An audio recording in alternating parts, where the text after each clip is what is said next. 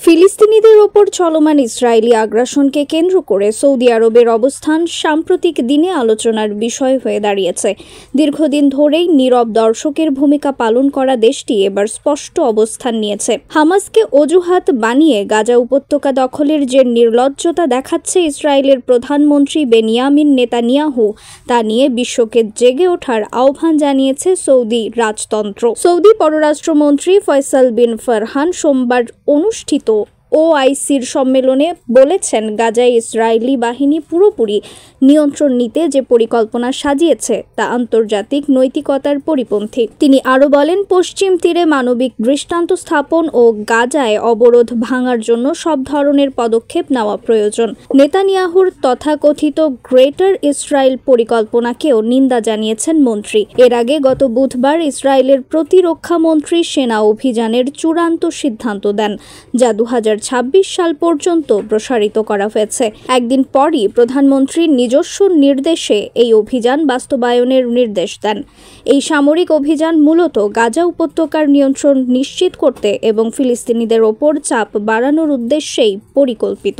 Saudi আরবের স্থিতি শুধু নিন্দা প্রদানের মধ্যেই সীমাবদ্ধ নয়, তারা স্পষ্টভাবে বিশ্ব সম্প্রদায়কে সচেতন হতে ও ইসরায়েলের পরিকল্পনা প্রত্যাখ্যান করতে আহ্বান জানাচ্ছে।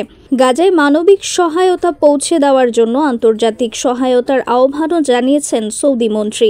এর আগে গত জুলাইয়ে সৌদি আরব ফ্রান্সের সঙ্গে যৌথ বিবৃতি প্রকাশ করে দ্বিরাষ্ট্র সমাধানের পক্ষে অবস্থান নিয়েছিল।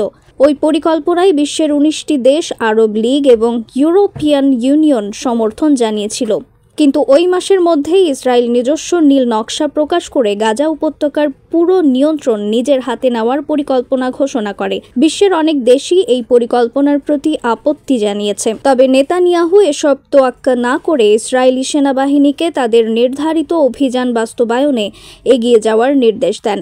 এই পরিস্থিতিতে ফিলিস্তিনের প্রতি সৌদি আরবের সমর্থন এবং মানবিক সহায়তার আহ্বান বিশেষ গুরুত্ব পাচ্ছে। তবে সৌদি আরবের অবস্থান সবসময় স্পষ্ট ও নিখুঁত নয়।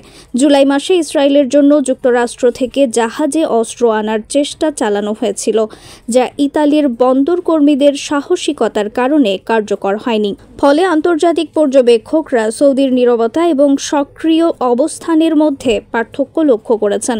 ফিলিস্তিনিদের উপর ইসরায়েলি আগ্রাসনের এই কঠিন পরিস্থিতিতে সৌদি আরবের স্পষ্ট নিন্দা ও বিশ্ব সম্প্রদায়কে জাগ্রত করার আহ্বান মধ্যপ্রাচ্যের সাম্প্রতিক রাজনৈতিক পরিস্থিতিকে নতুন মাত্রা দিচ্ছে। গাজা উপত্যকায় মানবিক বিপর্যয় ঠেকাতে এবং দীর্ঘমেয়াদী শান্তি স্থাপনে আন্তর্জাতিক সম্প্রদায়ের সক্রিয় ভূমিকা একমাত্র সমাধান বলে মনে করছেন বিশ্লেষকরা। রিফাত আরা ইসলাম, ভোরের আকাশ।